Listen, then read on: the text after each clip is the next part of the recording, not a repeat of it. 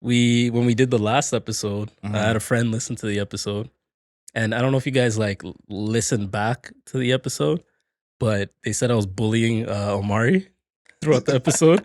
And while I was editing the episode, I felt like I was kind of getting at him a little bit 100%. Here and there. So Omari, I know you're not here, listeners. It's not that we kicked him out because of excessive bullying or he ran away. He's just not available today. It's the narrative, though. Yeah. You bully him 1 week, he's not there the next.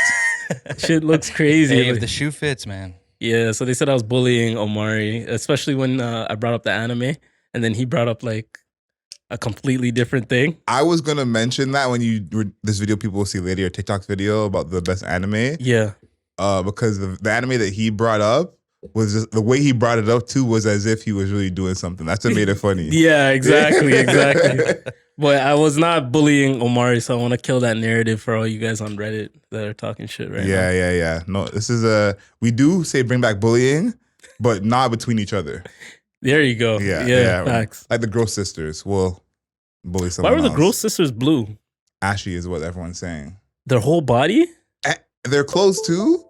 That's crazy. But here's my thing. Penny is light skinned. How you steal all this money and you don't buy no lotion? Wild. Yeah. Wild. You know, it was always the bullies that were broke.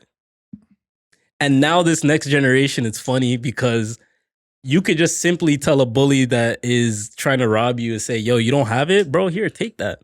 You need $10? Are you serious? And then you go at the bully's whole pride. It's over. That's why bullying is kind of dead. You don't see anybody asking for lunch money anymore. That's a good point. When you get older and you kind of like analyze it, that is true, right? Because let's be honest, they're your kid, you're a bully. You're probably like, you're pissed off. You're not good at home. Putting hands on people is not in style anymore. Because I think that like if the bully's gonna put hands on you, you coming at their whole pride is not gonna heal the bruise. In front of the student body is crazy too. Yeah, it's not. It's like if y'all know That's So Raven, the juicer. He used to like. Oh yeah. He was the best. One of my favorite bullies. Yeah, because he would just anything and just squeeze juice out of it. We should do a top 10 villains. Not even villains, bullies? like top 10 bullies. Ooh. Like animated or live action. There's probably some good ones in there. Yeah. I like that. We should definitely throw that in next episode. Yeah, we'll do a top 10 bullies. I like that. Maybe this week's episode. Who's your favorite bully? Yep. I like that. I like Nelson. I'll probably go Nelson Munch from Simpsons. Yeah, he's classic. Nelson's a good one. He's up there. Yeah, I want to include the Ashleys from Disney's Recess. Oh yeah. I remember them. That was more like emotional, intellectual bullying. Like, you don't know, you should already know that type of thing. Yeah, it was like the passive aggressive bullying. Yeah. Those cut deep. For sure. No, there's some good animated bullies. We should definitely make a list for sure. Look at us loving bullying. Crazy. Bring it back. Yes, you already know what it is. We back at it again. Another episode of the Mayor's Office podcast. Episode 36. Yeah, 36. Yeah, 36. Shout outs for you guys, all you listeners out there that have been able to listen to up to 35. 36 is not... Various hours of content from us. Various hours. Various kinds of content. Various hours. Yep. Yeah, they've been through the ups and downs, man. Crazy. We're almost at 2 years. We're talking about it off the mic, but we're almost at the 2-year point of the podcast. Yeah, I want to know in the comments, how many people have a 2-year-long relationship under their belt? Because this is about to be that, so... Crazy. Respect to us. We are deep in potting, like some of you guys are deep in love. I am here. I'm here as Ralph, a.k.a. the Mayor, a.k.a. the Last Airbender. And I'm repeating the nickname because I still feel the same way. You guys can call me Candyman. Now, because... What, you're not feeling the Candyman? Who's calling you that? I don't know who. So you're naming yourself, kind of like Kobe and Black Mamba. No. Yeah, exactly. Okay. I don't want like guys out there. You can say it's toxic. I don't want men out there calling me Candyman. Hey, yo, Candyman, get over here. Nah, I'm good. I mean, you set it up. You picked your own name, so listen, you're leaving it on the table. I picked it because how of we use it is not up to you at that point. That's fair. Yeah, I picked it because of an existing IP, the Candyman movie, where you call him 3 times and he appears, and that's gonna be me this summer. I was at 2 day parties this past weekend. Gotta get call waiting. Nah, you was outside. I was outside. You was outside. Nah, I seen Ralph outside with shorts on. I said, you know what it is. The legs were out. Yeah, for sure. 100%. 100%. Yeah, it's your boy AdrielSmiley.com, Adriel Smiley Official, aka The Godfather. I am not coming with any crazy candy related nicknames. And I was not at no day parties the past couple weeks. But we're here for another great episode of the Mayor's Office. I fucks with the. And we don't have Amari here, but we have somebody very, very special, a mainstay on the podcast. Please talk to him. Let's go. Chris Stacks Edwards here in 1990 Studios, here for another episode of the Mayor's Office, as usual. And I'm liking these Fridays. The last one was on a Friday. We've been running the Friday ones. Friday ones are nice. Friday, midday, we get it out, get it popping, enjoy our weekend. A lot to look forward to. I forgot that it was Friday. That was my reminder. You're busy, man. Yeah, I forgot that it was Friday. That's fair. Yeah. There's Beanie Man, and then there's you, Busy Man. I'm screwed. How was Soul Series yesterday? You had an event for the people. Yes. Soul Series 4. We were saying Soul Series 4 was like a payoff for everyone who's been to the other 3 Soul Series because it was our first one at the Drake. For anyone who's not from Toronto, the Drake is a pretty prestigious concert venue with a lot of history in the city, so it's good to have it there. It was good vibes, man. It was good vibes. Anthony was playing the tracks. Shout outs Freak Nasty. Yeah, DJ Freaky, DJ Nasty. But it was good, honestly. It was really good vibes. We had some surprises for our artists, so that was cool. But yeah, really good vibes. And we're going to be at the Drake the whole rest of the year. Oh, so that's big, man. We're excited about that. Yeah, do the sound effects for that, man. Yeah. That's Soul Series 4, man. I could not make it. Out of the 4 Soul Series, I think I've been to 3 now. Yep. So I'm shooting a good record. You know what I mean? So shout outs to you for your event. Shout outs to your friend as well, Bridget, Freak Nasty, and the artists that participated. So big ups to you, man. Nah. We appreciate you always coming through the Soul Series. You're basically one of the founding members at this point. Yeah, man. Yeah. You gotta bring me up on stage and crown me. He's part of the board of directors. Yeah. Like if we were gonna decide what to do next, we give Ralph a shout and say like, what do you think about us doing this? So honestly, I'll say this, like we're just happy to have a lot of people in the city come out for a good time. Events in the city can be a crapshoot. Oh, for sure. Especially with the heat outside, like anything that you choose to do could go any which way. So can I talk a little bit about this past weekend for me when it comes to events? Please, I want to hear. So I went to 2 day parties. Your friend that we've mentioned on the podcast a couple times.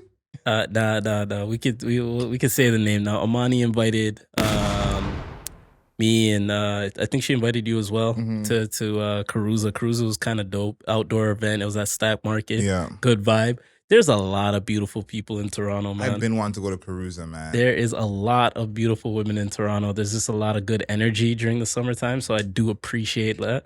And then after that, I went to Soak or Die. So I went to 2 day parties in the same weekend at the age of 30. And how was that as a single man? How are the knees? Which question should I answer first? Go out with the knees. I think that will answer the second question. Oh, the knees were in pain by the Tuesday because Soak or Die was on the Monday. So the knees really started feeling it when I woke up on the Tuesday. That was a very short dog walk Tuesday morning.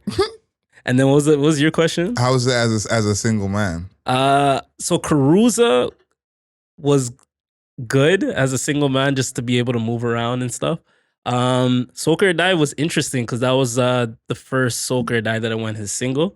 So the level of freedom was new to me. So I could know what to do with it. I could dance with somebody, move off, dance with somebody else, not look over my shoulder, not feel like there's like, a reason why I shouldn't be doing what I'm doing. Yeah. We had a cabana, so there was like a set of people in there. So I was dance with 1 or 2 people within the cabana. Then I could go inside the crowd a little bit, which I've never been able to do. So it was I was like, all right, this is fun.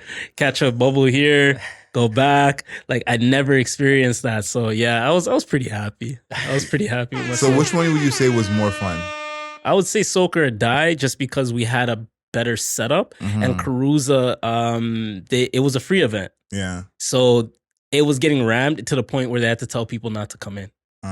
So I wasn't really feeling that as much. I felt like Sokerdao was more of a controlled environment. Yeah. You know what free will do. Exactly. Free brings everybody out. Yeah. I think too, this is my philosophy. I feel like the outside parties got to take precedent in the summertime. Oh, for sure. I feel during like the day too. Yeah. Day parties outside. If you're one of these people who's going to like nightclubs inside in the summertime, leave that alone. We got all these months to do that. Like, for sure. Let the sun touch your skin. Like, facts. Yeah. And it's been hot the past couple of days. I saw this. We had the hottest days in recorded history. I think July 7th was the hottest day in history. 7th is today. So it was July 5th or 4th. Yeah. I will third was the first one. It happened twice. So maybe it's the second one. But yeah, the one record booked the other record. And obviously the world is burning literally. Yeah. But I just thought about how hot it was and like how that changes the plans that you have. You know, like when someone wants to link, you're like, what are we gonna link and do? Because how hot it is like when it's too hot, you have to kind of be careful. Yeah. So I feel like you could do like the short stints outside, like don't do a vibe for like an hour or two and call it a day. Like try to get indoors as soon as possible. We get excited because it's summertime. We were in Toronto, we barely get it. Yeah. But we also have to be a little wary of that. You know what I mean? So outside a couple hours, feel out a nice vibe, get back indoors ASAP. Yeah. Or you need a spot that's like has both, you know, where you can kind of go inside, cool out for a bit. Or if you're near like a pool or near like, you know, the water. But we're also in Toronto, so you're not swimming in Lake Ontario. I really empathize with the people who don't have AC because a lot, you know, Toronto, some of these living spaces are just, you know, a bag of bricks.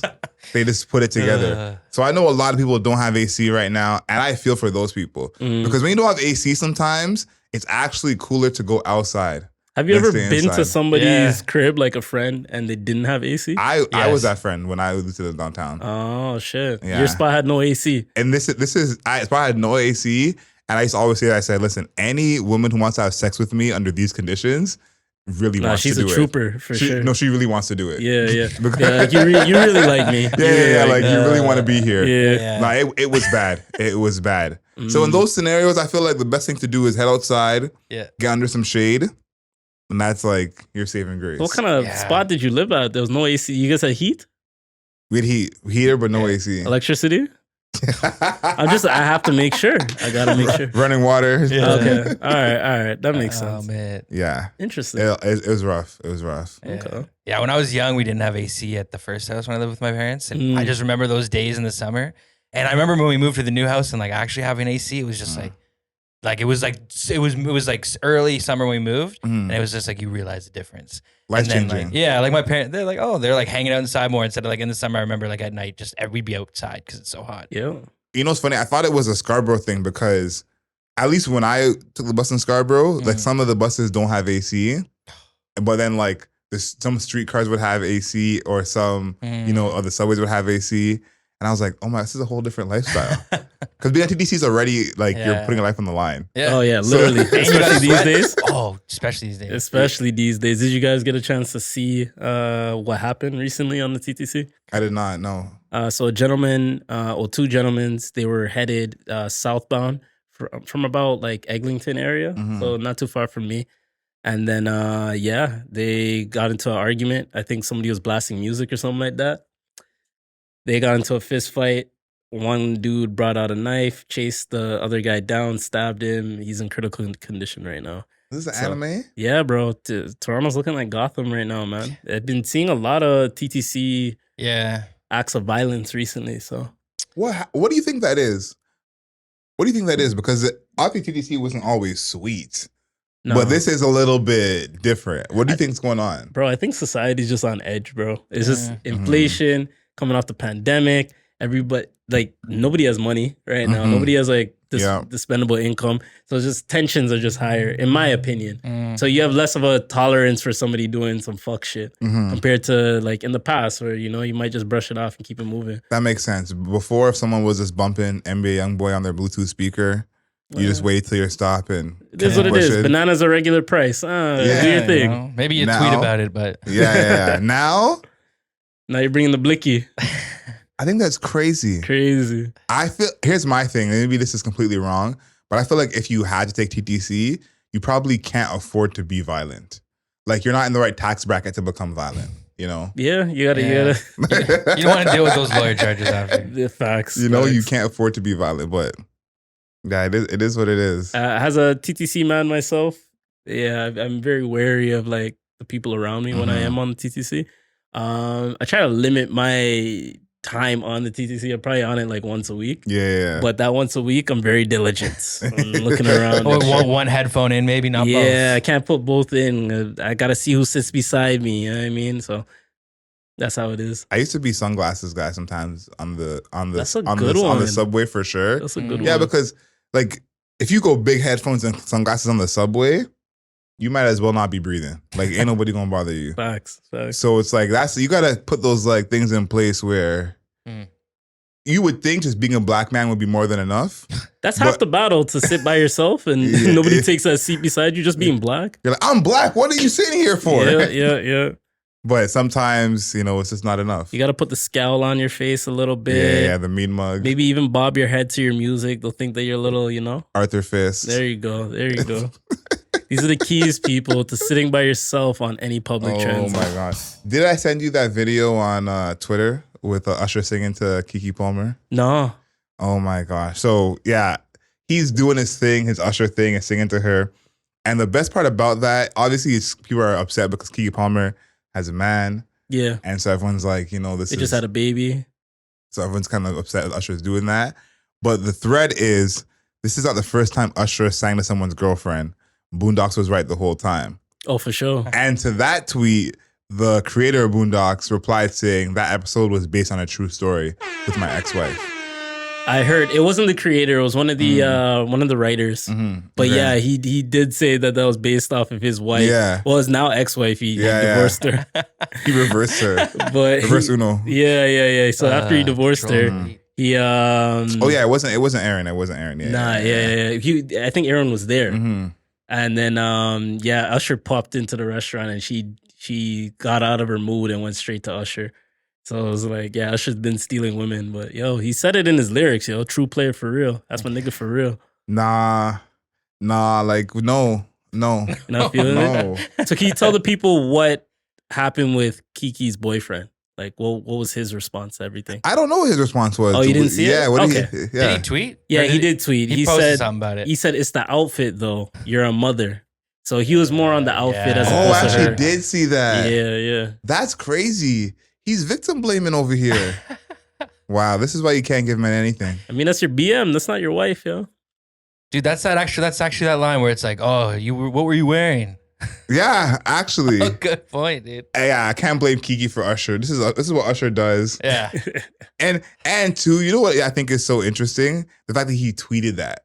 Like, that's something you keep behind closed doors. Yeah, that shows a little bit of, like, you can be insecure. Everybody has levels of insecurity. But when you post it on social media, then it really showcases your insecurity. Now, you know what? You know what he just did? He just blew up her DMs like tenfold. Yeah, because now it's like Keke's open for service. Yeah. It's kind of sad, but there are certain things that someone's boyfriend will do that you'll be like, oh, he's straight. Yeah. Like, good. Yeah, for sure. Because behind every attractive or celebrity and anybody with clout. There's going to be somebody that wants to slide in the DMs as soon as they realize you're single. Not before that. Yeah. Oh, yeah. This dude's for sure. And women, to be honest. Yeah. That actually don't give a fuck. Yeah. I would say the worst part about that is that he went online and made a comment about it. Like, do you guys know people in your life where like they're like in a relationship and you can tell they're pissed at the other person and they actually make a status about it? Yeah. But I always looked at those people like they're soft. So soft. Just deal with your situation in a house. You know what I'm saying? That is a crazy part to me that I'm just like, what is the point of that? Like, what does that get you? Thank God I've never really dealt with someone like that. Yeah. But like, that's one of my fears is like, I think this person I'm dealing with is all cool and she's the greatest. And then something happens and you're throwing a tantrum online. I'm all on Twitter being like, I hate boys with braids. Yeah. And I'm like, okay. Bro, I did that when I was like 21. Mm-hmm. Yeah. There was this girl that I wanted to talk to. We're kind of talking and whatever. And then we went to like a house get together or whatever. Yeah. And she ended up, I think she was tired or something. She ended up like laying up with one of my boys. And then I was like 21. I was upset. because she was sweet. Twitter fingers. The young male I ego. forget like, what I posted something on Twitter. I was like, and I regret it to this day, but this was like 10 years ago almost. But I was just like, yeah, when she's with somebody else, it was trying to keep it moving. But there was people that like had me on Twitter. Yeah. that had you both on Twitter? Yeah, had us both on Twitter. So I'm like, yo, what the fuck did I just do, bro? And ever since then, I'm like, yo, I can never tweet or type. It's just soft, bro. Yeah. You know what I mean? So but those are things that you learn. Like this dude is definitely not 21 years old. No. So, you know what I'm saying? And that's the thing to me that makes it more like whack is that he did it so publicly when it's like that wasn't the point at all. Like I didn't look at all the replies, but I'm sure there were people in the replies being like, yeah, it was her way she was dressed. Like to be honest, I didn't even think she was dressed that bad. No, I didn't think anything of it. No, not at all. It is what it is. And I think I also don't like that notion of a man being like, you're a mother. Yeah. You know, it's like this builds more into that whole thing. People be like, your life ends when you have kids. Yeah. You know, as someone who doesn't have kids, my life is very alive. Yeah. But I don't like that notion of like, you know, your life ends when you have kids, because if people think that, how are people going to be as fathers and mothers? Yeah. When you put that forward of 100%. And some people don't choose their situation. You know what I mean? Like the times that I've been on dating apps in the last like year, it's predominantly, my matches have predominantly been mothers. So I can't just absolutely like disregard that and deny it, right? Yeah, I'm getting older. Like I'm gonna be in circles where I'm talking to mothers. Yeah. Doesn't mean their life is done. Yeah. I might go to soak or die and catch a wine from a mother. You might. Or catch a good vibe, you know what I mean? So Yeah. through the sound effects. No, it's true. Like, Yeah. That's the thing too, is like, he's way too old to be thinking that. Yeah. Especially he's just had a child. You know what I mean? Facts. Because it's like, if someone thinks that the fun part of their life, or even dressing nice, once once you're a mother, you can't dress nice anymore. It's like, Nah. that's crazy to me. Yo, I want the mother of my children to dress nice when I'm going out for dinner. You know what I mean? Like, don't you want your woman to, like, I want her to be happy and feel good and look good, and I don't know, that's an insecurity thing, I think. So you're dating Keke Palmer. You know who she is. You know the types of circles she's around. You know her energy, because she's very boisterous with her energy. And she's Keke Palmer. You know what I mean? Like, you've invited that into your life. So you have to understand, like, yo, she's going to move a certain way, and you chose to breed with her. That's who you chose. You could have chose the quiet girl that sits at home and she just goes to work and comes home and drinks a glass of wine. She don't have no social media but Tumblr. But you pick Keke Palmer. Pinterest. It's kind of on you, you know what I'm saying? If I want to date a girl that is, I don't know, like a med student or whatever, and she's focused on that, that's her. I kind of know what her day-to-day is. But if I want to date Saweetie, I got to know what that comes with. Yeah. It's like that saying, not everyone is ready for a bad bitch. I think that I used to hate when I heard people say that, but the older I got, the more it makes sense, because there is just a certain, comfort and security you need in yourself to just date certain personalities, certain types of people. Facts. And so, maybe he wasn't. She became who she is before you. So you have that precedent to say, yo, I'm going to choose to be with this person. And listen, the type of guy who's going to get on Twitter and talk about what a woman is wearing, let alone his own woman. Yeah, it's a little soft. Take away his data. Yeah. Cut his Wi-Fi off. Yeah, that man's Kiki's not throwing it to him no more. Yeah. That's probably going to be the last kid that they ever have together. Speaking of things I didn't see. Yeah. Adam 22 You and didn't his see wife. this? No, I'm not an Adam 22 man. I saw this on the timeline. Yeah. But him and his wife, I don't really care for any of that content. Yo, that's how I know this guy's like actually busy. Like Adriel's actually busy, because these are like trending topics in the news. Chris, you heard about this? Yeah. Okay. Chris, you want to talk about it? Do I want to talk about it? Yeah, do you want to bring it up for the people? No, please? bring it up. Oh, that Adam 22, his wife, I guess he does porn and stuff too, right? So I guess his wife banged a dude on camera. First, that wasn't him. Pretty much. So they have a podcast. It's called Plug Talk Show. Okay. And pretty much what they do is, because his girl is a porn star or OnlyFans star, whatever she does, they have that conversation with somebody, then they record them having sex with that person. But what typically happens is his girlfriend does not sleep with any guys. Like she doesn't like. They just bang dudes. girls together. Yeah, they just bang girls together essentially, or she does a one-on-one with a girl, or if a girl doesn't want to fuck them, they'll bring somebody else and whatever. So anyway, all of their scenes, all their episodes ends with that. Somebody's fucking at the end of the episode. Okay. You know what I'm saying? Completely opposite from this podcast. Completely opposite. Completely. It was a wrong show if you tune in. There you go. There you go. We're not in the same algorithm. I had no idea that's what they were doing over there. What an algorithm. She essentially, this is the first time that she's had sex with another guy since they've been married, apparently. So they say, cool, I'm not in their sheets, I'm not in their home, I'm not in their room. And this was news? And this was news because the guy she chose to sleep with is like this 6'5" mandingo dude, bro. It's just some big dude. And yeah, Adam 22 was just cool with it. So he interviewed his wife too after. He interviewed his wife, and then they Skyped homeboy. I think his name's Jason Love. Jason Love. So there you go. This is news. That's crazy. That's news. I'm more appalled by this being news by any of it. None of it is appalling to me, but the fact that this is news is appalling to me. So if you're dating an OnlyFans or a porn star, and doesn't that come with the territory? It goes back to security. Like, you know what I think too? I think that this whole mindset around like what a woman does and not around you or before you and all those things, like that, all that comes from a very insecure place, if I'm being honest. And I think that before, when I was younger, I was just surrounded by it so much, it seemed so normal to me. And now that I'm like so removed from that whole algorithm, that way of thinking, I actually understand why people say like you sound insecure saying that, because you do. But if that's all you know and everyone around you thinks the same way, then it's kind of like a group way of thinking. But listen, if Adam don't care, none of us should care. Adam's the only one that it matters, you know, like Adam is the one who is married to her. If Adam were here, you know, insecure about it, worried about it, whatever, that's news. Yeah.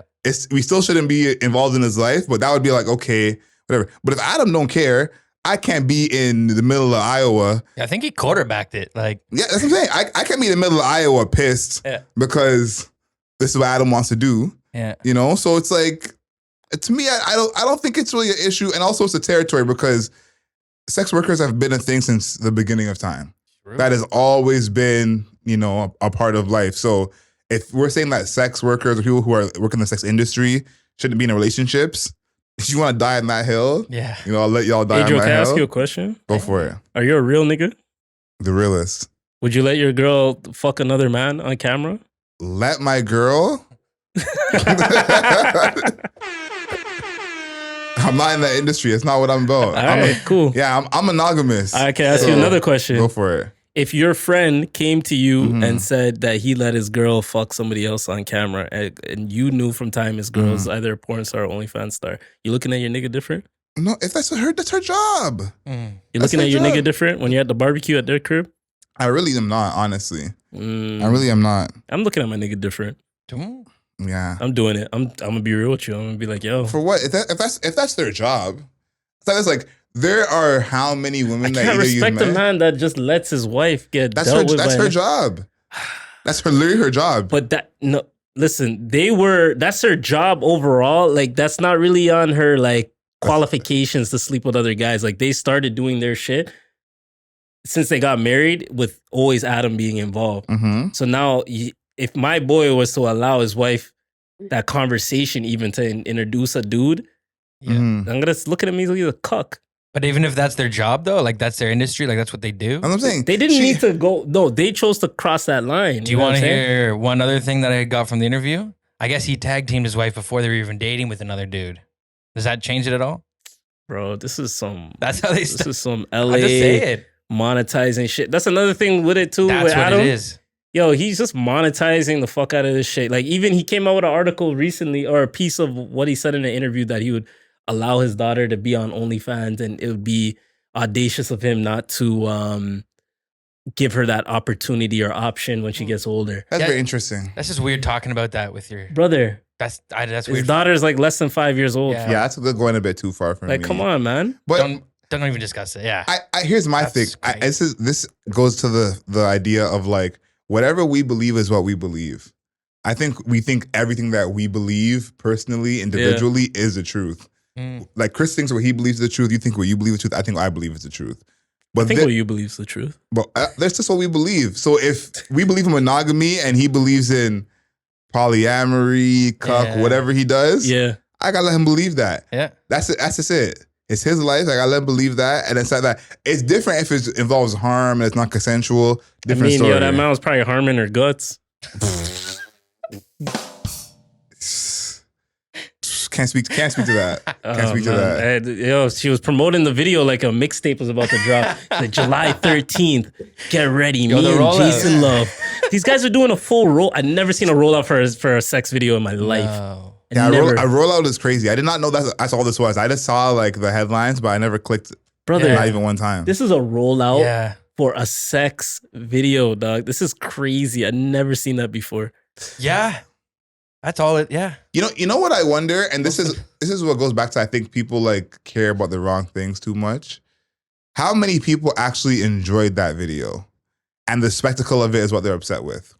Because I'm sure that there are people who knew of her work before she was married to Adam 22, and I'm sure people knew of her work after Adam 22. Yeah. And I'm sure they're turning down bags by choosing to go this route as a married couple, instead of her doing whatever she was doing before. Maybe she's turning down money by doing that. But what is the issue? Is the issue here the rollout, that to do a rollout for a sex video is kind of weird? It is weird. It is weird, but it's content like everything else's content. Yeah. So it's like... And it's going to pan out. Honestly, this might be the most requested OnlyFans video ever. Because any other like star that decided to get OnlyFans, like I don't know, like Ruby Rose or something like that. Like they're not really putting out like explicit content. This is like an actual video of two people fucking. Like I don't think any current porn star on OnlyFans is gonna make a video that's gonna make as much money as this one whenever it drops. Listen, I want everyone to utilize their platform. I want everyone to get it how they live, man. Yeah. I think maybe this is something that we can go into another podcast and you can explain it to me. But I just want to understand the idea of us being upset with Adam or caring what Adam...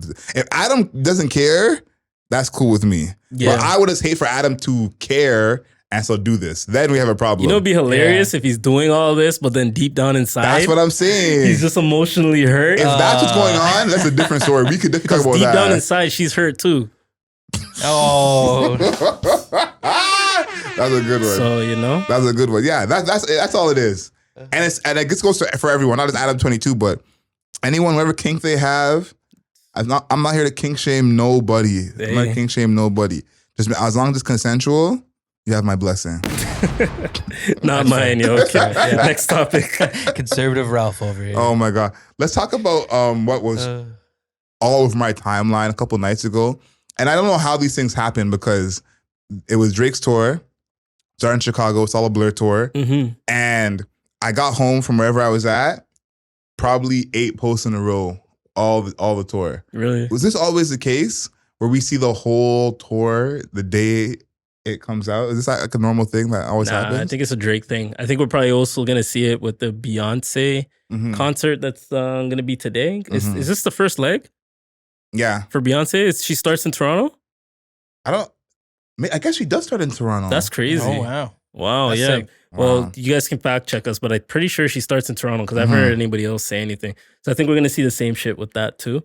But yeah, I never really seen a push like this, yo. Like I feel like OVO paid every single major urban outlet to repost every single piece of this concert. I think Drake is in the stage of his career where he's just gonna give himself his flowers, and I think that this is where he should have been. I think a few years ago, all the time he spent beefing with Kanye was time wasted. We have basically 2 projects of him just taking little shots at Kanye where he could have been making better music, you know, and kind of basking in what he's created for himself. So that's what I feel like with this tour he's doing, with some of the stuff he has on stage, some of the imagery he's doing. Like, these are just images that are like, only as a big artist could you get these off. The sperm running around. Someone had a theory that the sperm by the end of the tour will turn into a baby. Certified lover. Oh. So I don't know. We'll see about that. That's good. He took a shot at Childish Gambino. I saw that. Calling This Is America, what's it called? Overrated and over awarded. Yeah, something like that. I actually agree with him, even though I love Childish Gambino. I actually agree with him. For that song specifically. Childish Gambino is an artist, but that song, I do think it is that. He had like a woman in a bikini, bimbo style, like a big blow up doll. I thought that was interesting. It's crazy that Drake is like, I don't know what you call his persona now, but it's very much like toxic man, like fuck bitches, get money. When Drake is, one of the older dudes in hip hop He's now. definitely one of the older dudes in hip hop now. I think he's like 36 or something. Yeah. So I find that very interesting that he's probably more in that bag than he ever was before. Did you get tickets for the Toronto leg? For the Drake concert, no. Did you get tickets for the Beyonce concert? No tickets for the Beyonce concert. Yeah, those are priced me out. I'm not with those $300 tickets to sit in the parking lot. No. Like, although I did spend a pretty penny on my Kendrick tickets last year. Yeah, we did. We did. But we were still in like the 100 section. Which is crazy. That's my, 100 section is my cutoff. 100 section is like, I'm close enough that, yeah, I can see something. If I'm paying $3 to go, nah, we're not doing that. To be in the nosebleeds, I think like 100 section for Beyonce is probably like $500-$600, something like that. That's crazy. People are complaining about the Beyonce concert ticket prices, and I'm saying that y'all need to blame yourself. If me and Ralph go on tour, Mayor's Office Podcast does a tour, and we're selling tickets for $400, and every venue buys every ticket, why in the world would I the next time around say, sorry about that, guys, $50 this time? No matter what the price is, y'all keep buying it. That's the issue. Stand up for yourself. You're dropping some big economics right there, Yeah, that's the truth. Even the Drake tour or the show that was like $1,000 tickets. You guys remember that? Yeah. That was sold out. How is that possible? Everyone is in a recession. No one can pay for their Ubers. Crazy. And y'all have money for the Drake tickets. Drake ticket, buddy. It's going to be an interesting fall, For all you guys out there, I'm going to give you guys a little heads up. Save your money, because in the fall, if you have a little bit of change, you're going to look rich. I'm going to tell you right now, because everybody's going to be broke this coming fall. Yeah. Everybody's going to be broke. So, yeah, just keep a little extra bread in case, you want to take someone somewhere. Yeah, all that Drake ticket money, hold on to it. Yeah. Hold on to it. Yeah, this was probably one of the things I really wanted us to talk about, because we all love talking about lists. Lists obviously do well for all the podcasters. For sure. Which list we got? We love a list. Top 50 rap groups. Okay. Now, before I read you the top 10, I had a question to pose to the both of you. And let me know how you feel about this. Is it worse to be the 50th person on this list or 50th group on this list, or to not be on this list at all? I'd rather be the 50th than to not be on the list. Actually, no, I take that back. I'd rather not be on the list, because then my fans can argue more and drive that conversation. I feel like if I'm at the bottom of the list, the conversation will be there. But if I'm not there completely, then my name can develop a little more relevancy. Mm-hmm. What about you, Chris? I get that point too, actually, but I know I want to be on the list. Put me in the even at the very bottom. Even if it's 50, you're still on there. True. Think about all the other artists, but I actually agree with Ralph. And the point you said about your fans like arguing for you, if you're at 50, your fans will argue for you as high as 1. Yeah. If you're off the list. If you're at 50, they're going to be like, put him up a couple spots, make him 42. He's at least 43. If you're not on the list, they'll say, Ralph should be top 8.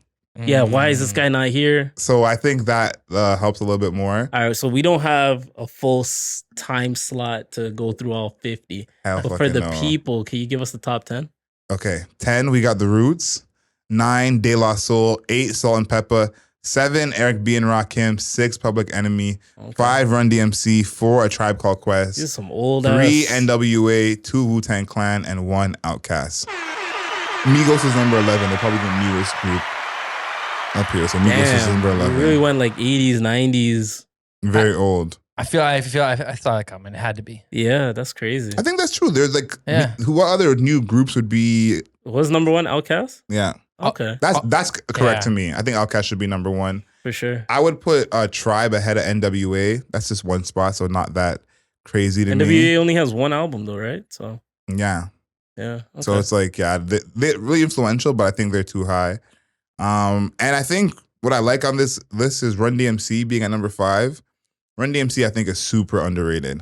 Obviously, the rap style is very different from what's going on right now. Yeah. But at the time. Yeah, Run DMC was it. Like we need more current rap groups. But That's they what gotta it get sounds like. longevity still, right? Like maybe they just we gotta see how they That's true. how do they age, right? They're so right now and we're so in their bubble. Yeah. But like a lot of those older acts, Because even Migos, they came out 2011. They got 3 albums. Yeah. So and they only hit 11th. yeah, You know what I mean? So I think that's fair. I think they could go farther, maybe in another 10 years if maybe they come back together, do a little more projects. that's impossible. yeah, they're No, done. you know what I mean? Just the two of them. Maybe. Yeah. Like, Oh yeah. maybe yeah. they can continue on. I'm kind of scrolling through the list and seeing what other modern rap groups we have. The Clips Okay, where are they? are at 30.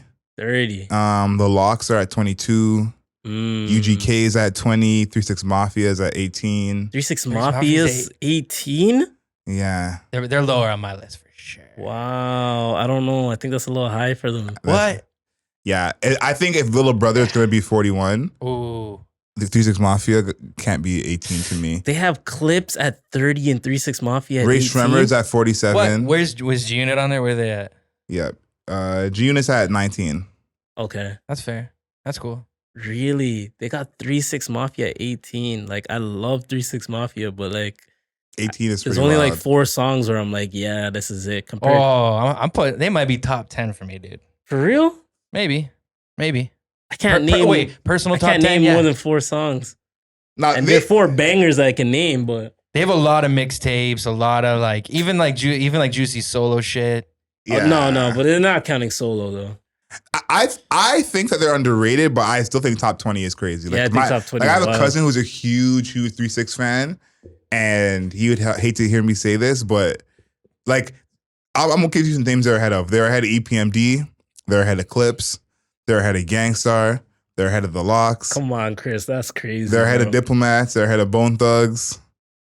Damn. like- The internet's already on you for the Method Hey, Man bring it Biggie on. tape. Let's see the Bring it numbers. on, What are the yeah. numbers? What are the numbers? I want to see the numbers. I think there's a reason why they're up that high. Chris said he needs the stats, yo. Dude, they also are like toured like crazy. Like they're grinders. No, but you know what I think, and they're circling back together and still doing tours. And they've been sampled so much, especially in like the last like probably 3-6 5 years. over The Locks is absolute lunacy. I don't All know right, about that's that fair. That's stuff. fair. I'm with. I Yeah, get it. like 3-6. Yeah, I think 3-6 should be in the 20 something range. Like, if you want to put them ahead of DJ Jazzy Jeff and the Fresh Prince, 100%. I can hear that. But who has more Grammys? Who has sold more? What are the Who's the criteria biggest for this? star? 3-6 list? has a Did they Grammy. say? 3-6 has a Grammy. It doesn't. They have a Grammy? Yes. For what? For one of their albums, I'm pretty sure. Really? Yeah. I'm gonna look that up. There you go. It doesn't say what the criteria is here. This was done Probably by just like relevancy, flow. it was done by Billboard, so take that as you will. Mm. But okay, we here says in no specific order, body of It's work, they wa- achievements, Achievement. Okay. charted singles, albums, gold, platinum certifications, cultural impact, influence, how the groups work foster the genre's evolution, Okay. longevity, and flow. Wow. Okay. That's a lot of categories. Damn, and I got a rebuttal. Sorry, they didn't win a Grammy, but they have an Oscar. Yes, they do have Oscar. That's what I meant. Sorry. They do have Sorry. Oscar. Okay. So is this rap actors or what are we? Yeah. Why they have a song that was in a movie? Yeah. Here for a pimp. Hustle and flow. Yeah. Oh shit. That was Hard them. out here for a pimp. That was them? I And didn't know Yeah. that. money on his man. Yeah. Yeah. I thought Terrence Howard wrote that, man. I thought it was a biography. Thought it was real. Yeah, man. Okay, let's stick at the top 10 for a bit. Is there anyone who's not in the top 10 that y'all think should be in the top 10? You said Migos, you I'll thought say could Migos, be up yeah, there. Definitely. Anyone else you think could be in the top 10 that's not? The Roots, De La Soul, Salt and Pepper, Does this have to be hip hop? It's just as hip hip hop? rap groups, yeah. Oh, okay. Never mind. I was going to say TLC. All right, cool. Yeah, Public Enemy, Run DMC, that's the top 10. Mm. I don't know who I would bring Migos up for in me. there. Migos. For Migos, me. I think, is a good one. Yeah, I think the Migos have a real case. I would say the Locks. Top 10? I don't know about top 10. I think the Locks have a case with some of I feel like the Roots for sure have longevity, especially from working with Fallon. But I would put the Locks kind of longevity right I feel there like with the Roots. where's the Roots right now? The Roots are 10. Yeah, I like that because you got to factor in the accolades too. They probably swept a couple Grammys here and there, right? True. Salt and Pepper is big. De La Soul, Public Enemy. Salt and Pepper. Yeah. Man, there's some old ass groups in this, man. It's groups are done. I think that like a good rap group is always going to be so dominant, like such a different energy. Like other genres can't do that in the same way. Even like a group like Boy Genius, that's a bunch of singers that came together. It's not that they don't hit the same as Amigos would. I feel that. So I think we need more rap groups. But you're right. This is the Amigos is the only really new one. The Clips are not even really a group anymore. The Locks is 90s. Yeah, there's a lot of older groups in there. That's I thought interesting. Ray Shemmerd was a little high. Didn't you say they were in like the teens? No, they're 47. Oh, that's okay. Seven. That's fine. And City Girls was at 48. City Girls was ahead of Black Star. Ooh, wait, that's a good one. Like, what are we doing? This list doesn't make any sense. Like, They say throw the whole list away. Where would you Chris? put Black Star in your list? Oh man, They could be top 20. yeah, I think Black Star has a Black case Star's to go up there, up. man. I think Top Black 20. Star is one of the best hip hop albums of all time. Yeah. Like Hot Boys at 25, I could think Black Star could take that spot easily. Damn. Yeah. Hot Boys. Like, Yeah, I don't know about all that. And they're not factoring in the individual success. no, it seems like they're not. Nah, that's weird to me, bro. See, if you did, I wonder what the list would look like. Very Who different. who is the most successful like solo rapper from a group? Probably Wayne. Yeah. Oh, true. Well, yeah, Wayne.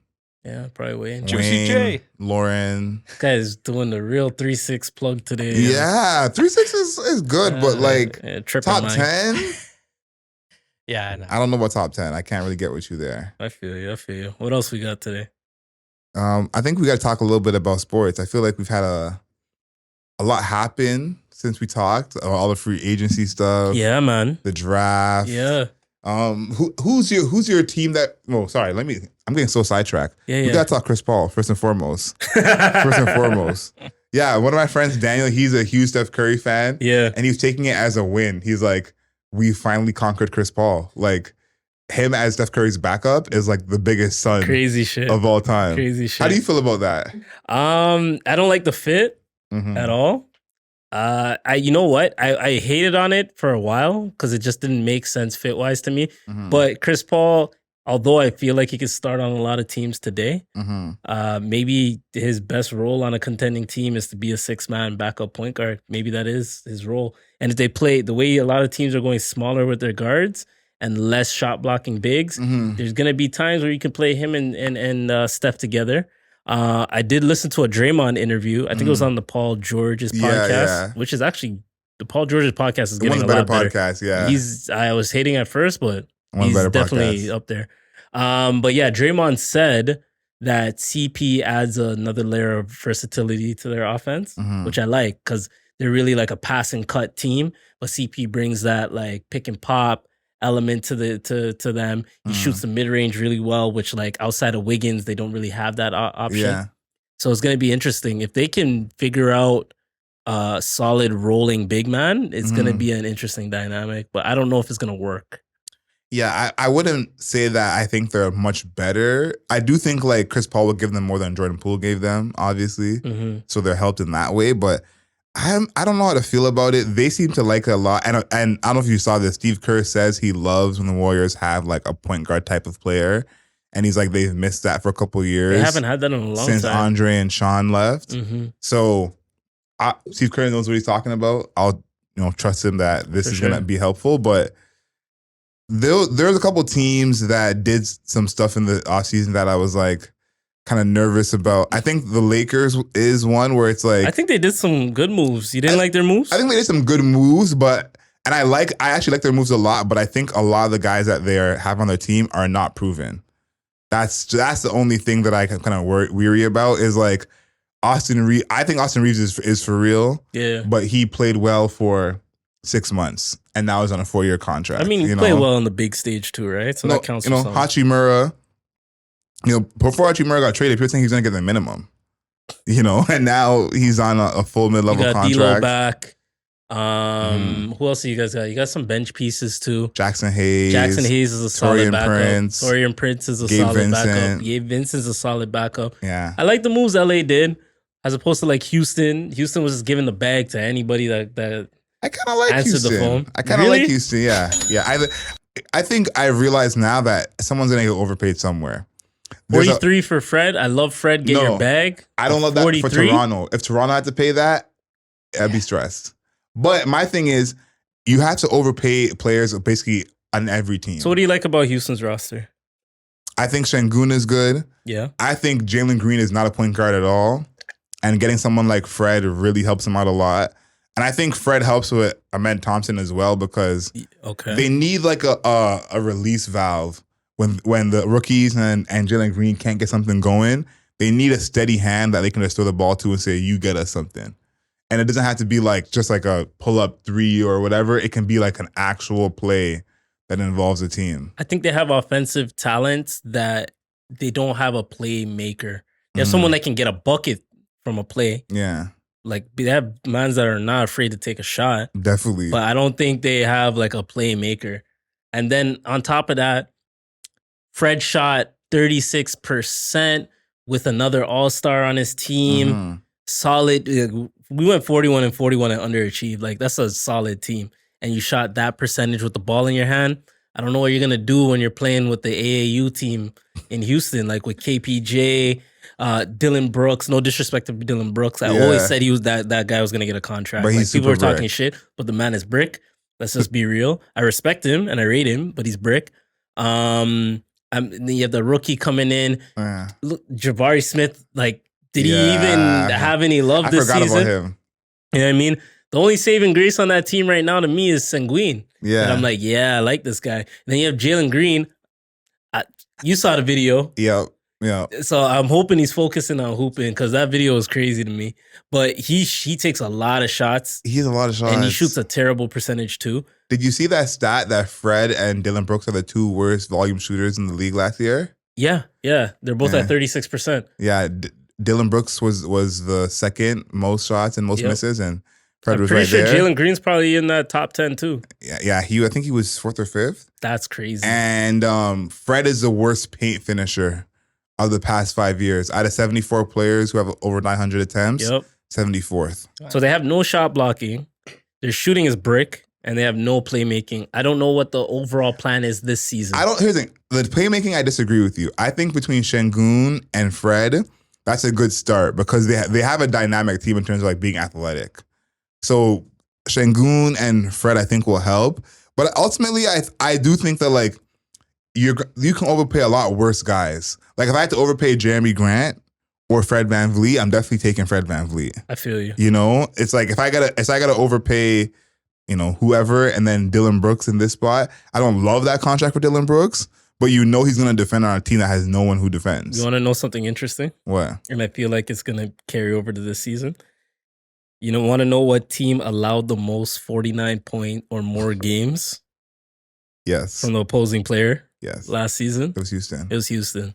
They let about, I think, 4 or 5 guys get 49 or 50. Yeah, I think it might be more than that. Yeah. I know Dame got 70. Luka got 60, I think, or 50. LeBron got 49. Somebody else got 49. Like, it's going to be a same trend. We'll see. Because now, in front of me, instead of KPJ and Jalen Green, I got Fred, who's 6 feet. Toronto, I don't know what Masai's doing, but the 2019 championship glow is starting to wear off a little bit. It's been worn off, man. So we need to make a decision. I want Pascal to be gone. I'm going to say it right here, right now. You can get a lot for him, man. I don't think that's true. I think we should, but I don't think we can right now. I think we can, man. All NBA player. He's saying he won't resign. He's already made All NBA twice, so it's almost guaranteed he's gonna get a big. You don't max. think there's a desperate team out there that'll trade for him? Pascal doesn't get the love around the league. I don't think. Like when they did the player survey, I think he was third in most overrated players. Oh wow, he needs to change his agent to Rich Paul. Yeah, he would get the bag immediately. What? Rich Paul's been going crazy, yo. I don't know what percentage he's getting off of these contracts, but that man is a genius. Rich Paul's going dumb. What? Yeah. Crazy. What else we got?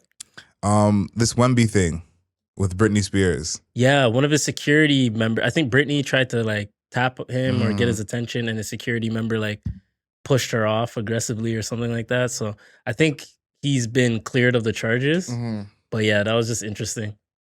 I think that's just a crazy way to see two worlds collide. I never thought I would see Victor Wembanyama and Britney Spears in the same sentence. Does Britney know who he is, or was she just like maybe she's a fan. Yeah. She apparently she went to see him or say hi to him or something. So And I'm just like, I can just imagine Wemby is in some like different circles than he's used to. This is just the beginning for him, to be honest. Yeah, his game is tonight. Actually, are you gonna watch at 9:00? Yeah. I'm gonna try my best to watch for sure. Yeah, I'm gonna try the NBA app or something. Yeah. Because I want to talk a bit about him because I feel like people are really, even on the Draymond and Paul George podcast they did together, they said that it's not gonna be like that when he gets to the league, and they say that about a lot of niggas.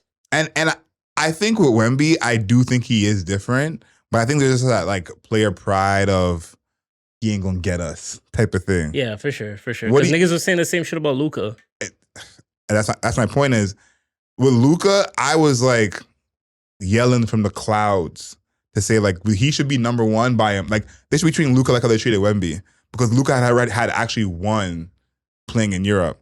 Wemby has won to some degree, but what do you think he's gonna be like? You know, this is before the game, so put your predictions out before the game. For Summer League or for the season? For the season, because after this game, Summer League, everyone hypes it. Okay, I honestly, knock on wood, hopefully no injuries.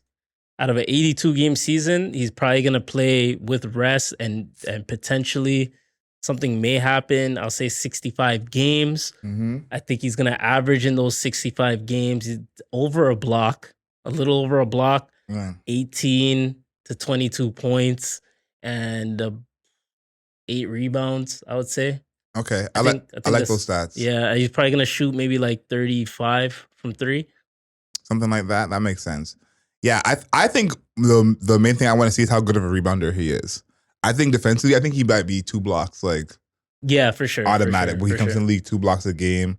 His 3 kind of fell off at the end of the France season, so we'll see where he is here. Yeah, that's why I have him. Yeah, somewhere in the like mid to early 30s shooting, which is for a 7'5" player. It's still good. It's fine. I'll take it because at least he's taking those shots, and it gives me confidence that he's gonna get better, right? As opposed to other number 1 picks that we've seen in the past, right? So I'm very interested to see this game. It's still pro level competition, but it's not like complete full NBA players. And Pop knows what he's doing. He's going to take his time with him. He's going to talk with him. And he has a good infrastructure behind him. I saw a picture. Yeah. It was him, Manu, Tony. Oh, yeah. And like David Robinson. And Tim. And yeah, like what are we doing, man? Yeah, he'll be fine. Come on, bro. That's like Mount Rushmore of Spurs. You know what I'm saying? So he has a lot of good people behind him. Yeah, I think too that he has his head on straight in a different way, where this is not the peak for him. I saw it when he did his press conference at the Spurs. They're asking him like what the few days have been like, who's reached out to him. And he basically was saying, this is new to me because I'm used to being in the gym all these times. He's like, I would be doing my 3rd workout of the day right now. Yeah. But I'm, doing this press these past few days. So even hearing that from him of like, this is new to him, because there are some players, so this is kind of what they're looking forward to, and he's kind of being like, I kind of wait for this to be done so I can like get back in the gym. Yeah, I love that. And it's the perfect city he's in for that, bro. Yeah. And I'm excited for that. I saw this clip and I wish I would have sent it to you because Fat Joe likes dick from Kansas. That clip was hilarious. Oh, okay. But it was Stephen A. He was taking some shots at people, taking shots at him. And it's about the ESPN firings. And he was saying, people were asking how come I'm not fired, but they didn't ask about other people why they're not fired. And he was saying it's because he's black. A lot of niggas got fired, bro. Like, what are you talking about, bro? No, but he said that's why people were asking why he's not fired, because he said that he has contemporaries who are white, who make more than him, who also work at ESPN, and no one asked how come they were not fired. Yeah. How do you feel about the firings? It's scary, man. It's scary. Yeah, because you're at Sportsnet, right? Yeah. Yeah, like, do you feel like a little bit of relevancy because of the job that you currently work at? Oh, for sure. Like, I don't know if people know this, but Bally Sports filed for bankruptcy a couple months ago. And basically they had to pay back this loan they took out that they couldn't pay. And it's like $300 million. Oh my God. And I don't remember what the date is, but they have like a time to like, not be defaulted before they can move forward. And so you think about Bally Sports has most of the local games, like in all these cities, like LA. And to think of that plus the ESPN firings, it's like, where's all this money going? Mm-hmm. Because this new TV deal that apparently is happening and NBA has all this money, where is this money going if ESPN's firing all these people and Bally Sports is going under? So that's my thing. These are 2 people that are definitely like directly involved with the TV deal. And that's all we hear that every other day. TV deal money going up, TV deal money going up. Yep. So who's getting the money? Bro, I feel like these major networks, if they didn't have the rights to the games themselves from the seasons, like from the 4 major pro sports and some other ones, they'd be fucked, bro. Because when it comes to just like post-game, pre-game, people aren't really taking it in like they used to. As a basketball fan, that's what I can predominantly speak on. Outside of the TNT crew, I don't really sit down and watch an ESPN pre-game. No. You know what I mean? I'd prefer to go on TikTok, swipe, and see somebody like speculate what's happening in the NBA season or recap something that's happened recently with free agency during a regular day in the league. Like, we need more short form content. That's what the world's kind of gearing towards. Nobody wants to sit down and watch like a whole episode of First Take anymore. Yeah, I think that's dead. No, it's a whole different audience. I think about myself, like I listen to more basketball podcasts than watch like the guys on TV. Yeah, the media is changing. I see it with my dad. Like he'll be saying something about, on NBA radio they said we can get so and so, and I'll be like, yo, Zach Lowe done proved that wrong 3 podcasts ago. Yep. You know, so it's a whole different ball game. Yeah, it's scary. It's scary. Yeah. For sure. I like that though. I'd like to see, like, I listen to a couple sports podcasts, and I definitely go that route over than like the mainstream. Yeah, you get more like people's real opinions too, right? Because there's less corporate buy-in, so like you're not like, oh, I gotta like big up these players or talk about this. Like the whole thing with like the big 3 and the NBA not being allowed to talk about the big 3 and stuff, but if they're on a regular podcast, talk about whatever the hell you want. I think too, personally, that a lot of the ex-players aren't as tapped in. Like they really rely on like, I'm an ex-player, I know ball, which they do for sure. But a lot of the like, especially like as a journalist, I'm saying this, but a lot of the journalists who talk about sports, they're tapped in a way that the ex-players are just, they're speculating like we're speculating. Even though they're ex-players, they have more knowledge in a sense. They're basically doing what we're doing. When some of the journalists are like, I've talked to 3 Spurs executives today, and I can tell you that this is what they said. Woj has more links than some former players, which is crazy. It's like, who are you going to hear, Woj or Kendrick Perkins? Yeah. It's like... Kendrick Perkins, he's only going to really give us sources that he's played with or made a relationship with while in the league, but you talk to the GMs, you have relationships with the agents, and that's a whole nother level. Yeah, too, and so it's like, we rather that. And and you like eat, breathe, and sleep it, so it's like you're obsessed. Yeah, exactly. Exactly. Yeah, the Grant Williams trade that happened a couple of days ago. I seen that. I went on Twitter Spaces. Have you been to Twitter Spaces recently? No, I don't know. What is Twitter Spaces? It's kind of like Clubhouse, but on Twitter. Not really on Twitter like that. Nah, Twitter is a place to be. I know you're a Threads man. I'm a Threads man now. Yeah. I got a couple posts up. Yeah. But Twitter Spaces is kind of like Clubhouse, but it's like very much in the moment. So like, sometimes if a trade happens, something happens, I'll go to hear what the fan base is saying on Twitter Spaces. This is the last basketball thing, but I thought you'd find this funny. There was a bunch of Celtics fans talking about, the team's worse now because we lost Marcus Smart, we lost Grant Williams. And there was a woman in there, and she clearly knew her stuff, but she was getting at everybody and being like, cutting them up. She's like, all you Celtics fans been complaining about Marcus Smart for 4 years in a row. He leaves the team, and now he's second coming of Isaiah Thomas. Yep. It's like Grant Williams was benched in the playoffs. He leaves the team, and now he's prime Scottie Pippen. Yeah, facts. And it's like, it's just so funny, but the Celtics fans are really like, they seem worried about their team. Even though they got Porzingis, they're working to get Dame right now. It seems like they're worried about their team. Yeah, they did lose a few pieces, but I think that's like any franchise that has like long-term fans, like fans that like they're generational fans. Their dad was at the game. Yeah, they're going to talk shit about the team, but as soon as some change happens, like they're going to go crazy. Everybody's saying trade Jaylen Brown, Yeah. If they traded Jaylen Brown, they would have been pissed off people in Beantown right now. 100%. So you got to take it with a grain of salt, especially like the Lakers fans, they're just like that. The Celtics fans, I notice, are like that. And yeah, a couple franchises here and there. But I do like Grant Williams' move to Dallas. Dallas has proven that they're trying to build some type of a team. It's tough, but they're trying their best. Like they gave Matisse that offer sheet. Yes. They just went and got Grant Williams. It's going to be a solid 3-and-D guy for them. So we'll see how it goes. Yeah, I don't have the stomach to talk about Dallas. They hurt my heart a lot with their team. But let's move on to something a little more easygoing. For sure. I thought about this actually because we've been... Oh, that's you. I was like, yo, where the fuck did that's where the smoke comes from? Yeah. We've been inside a lot because of the heat. And I think a lot of people are really back into... I don't want to say lockdown time, but they're spending like 6-7 hours in front of the TV because it's too hot to go anywhere. Yeah. So what's your go-to comfort show? Like you're gonna watch TV for maybe 40 minutes, just a little quick thing, lay down. What are you putting on? I don't have like a specific show that I'll just put on. So usually I'm an anime guy if I just want to throw something on really quickly. But yeah, right now I'm watching Witcher. Okay. I'm finishing up Beef, and I just finished Black Mirror. Yeah. Oh, the new season. Was it good? Yeah, there's some good ones in there for sure. I think it was better than the last season since they like Americanized it. Yeah. It's a pretty good one. There's one random ass episode in there with a werewolf. No spoilers. Yeah. But people hate that one. Yeah. But there's some good episodes in there for sure. Yeah, people were hating on it, but I thought it was you watched decent. it? Yeah. I thought it was decent. The show that I'm watching new, I just finished, is The Bear.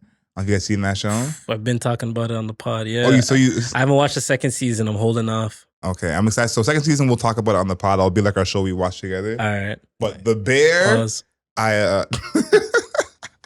Fair.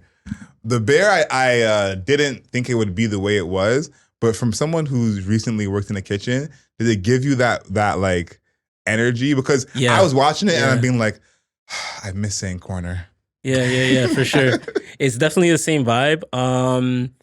It captures that anxiety that you have when you really work in a kitchen. I've worked in kitchens for a very long time, and I've been around kitchens even currently at my part-time. So it's like it captures that full-fledged anxiety. And if you ever worked in a restaurant and you were never back of house, you're not dealing with a lot of the stresses, the micro stresses that the chefs are dealing with. So this show kind of captures that. And it's really accurate, I would say. Yeah. And I would say, to be honest, like the back of house has tighter relationships amongst each other than the front of house. Because the front of house it's more like, I have my space, I have these tables, I'm going to take care of that. Or you're a host, so you're just focused on the people in the front. So you don't have time to interact or build a relationship and bond. When you're in back of house, you're fucking, you're on top of each thread, other. bro. Yeah, you know what I mean? It's such a tight space. You got to communicate. If you don't communicate, you're fucked. If I don't talk to another server as a server, then it is what it is. Like, fuck you. Yeah. I'm gonna do my thing, you know what I mean? But as a back of house, bro, I need my mashed potato sides with this salmon, If you don't fucking drop that shit at a certain time, we're fucked. Yeah. Like, we have to communicate, you know what I'm saying? So I respect that. No, I like that energy. I like, and you actually feel frantic sometimes watching it because it does such a good job. Yeah, I think that's something that a lot of shows got to tap into more of, like just building that energy and that environment, because the show is good on its own, away from like all the kitchen stuff. But like, the fact that it can just take us into like, our past or even present, working in the kitchen, working around in the restaurant. Irreplaceable. Absolutely irreplaceable. For sure. Y'all go watch The Bear, man. The Bear's a top level show. Yeah, I'm excited. This Bob Marley doc, what makes this one different? You know what? The accents weren't terrible from the trailer. And that's one thing, like being Jamaican descendant, like I'm around my moms a lot, around my family a lot. Like when you watch these shows with actual Jamaicans, like born and raised Jamaicans, and they see these shows like Americans and UK mans copying the accent, it sounds horrible. Fucking garbage. But this one didn't sound too bad. Like the youth that's playing Bob Marley, I've seen him in other shows. I think currently he's on Secret Invasion, I want to say. I can't remember the guy's name. But yeah, he did his thing in terms of the trailer. I didn't watch the I don't know when it's coming out, but the trailer looks okay. You know what's crazy? I actually agree with you. And I think that the accent alone, the credibility of that is enough to stand on. Yeah. To be like, this could be decent. Because usually that's like a easy place to go wrong. I remember this Jamaican movie, I forgot the name of it. One Love. I went to that Jamaican movie. And Idris Elba is in it. And picture Idris Elba doing a Jamaican accent. I don't want to picture that. And it's crazy because there's actual Jamaicans in the movie.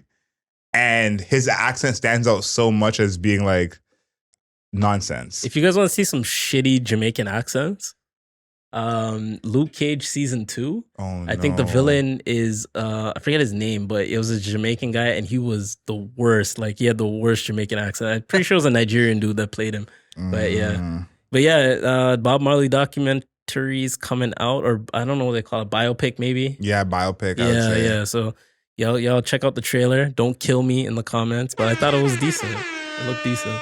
I'm excited to see it. I feel like Bob Marley. First of all, they can't mess up his biopic. Of all the biopics to mess up, For sure. Bob Marley's is not the one. Not the one. But I think Bob Marley is of that generation, of that era where he's just a household name. Even these kids who were born in Icon. 2000 and whatever Yeah. know who he is.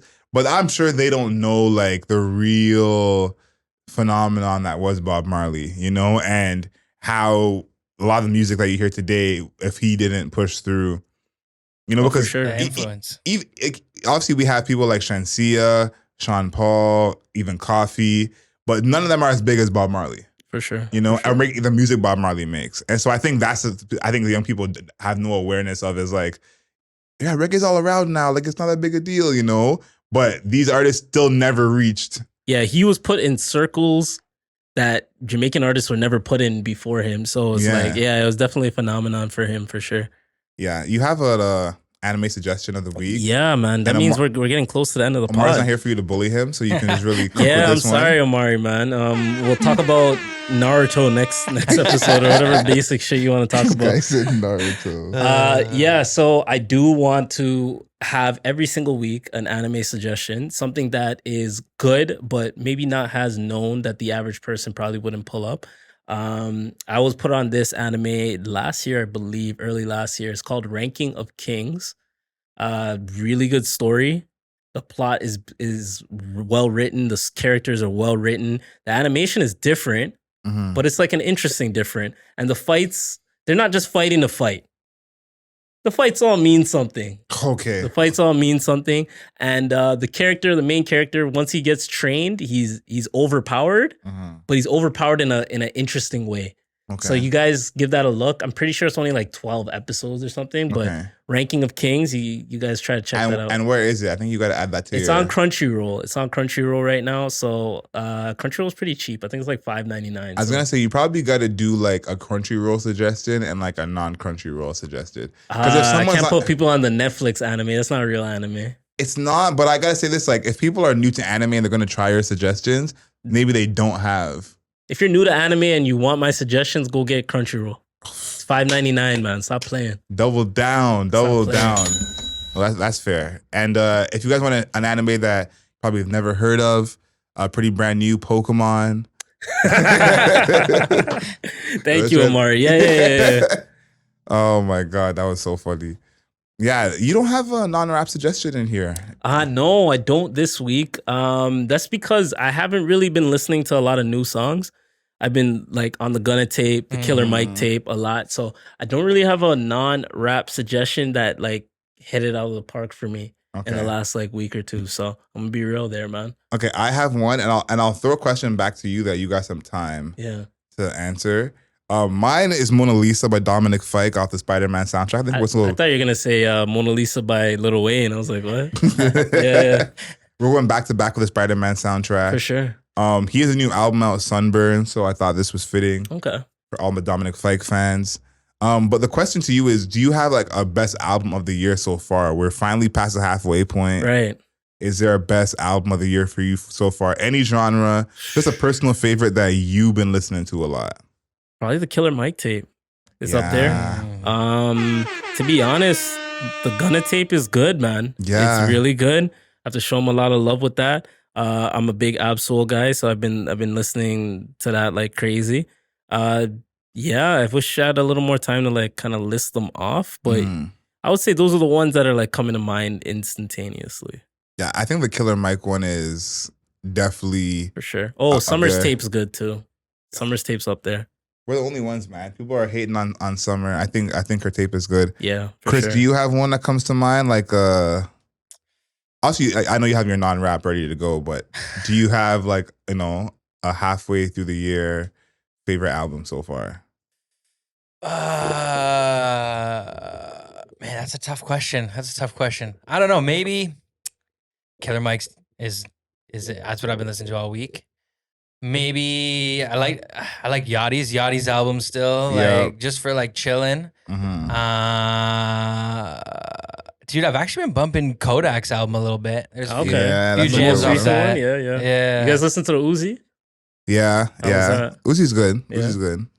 I'm not a huge Uzi fan, That's fair. but I'll listen to it. I haven't listened to the full album. It's pretty Mhm. long. Yeah, it's a lot of songs. But yeah, I don't know. Probably at this point, probably be Killer Mike right now. I'd say. Okay. I feel that. All right, so what do you got for non-rap suggestion of the week?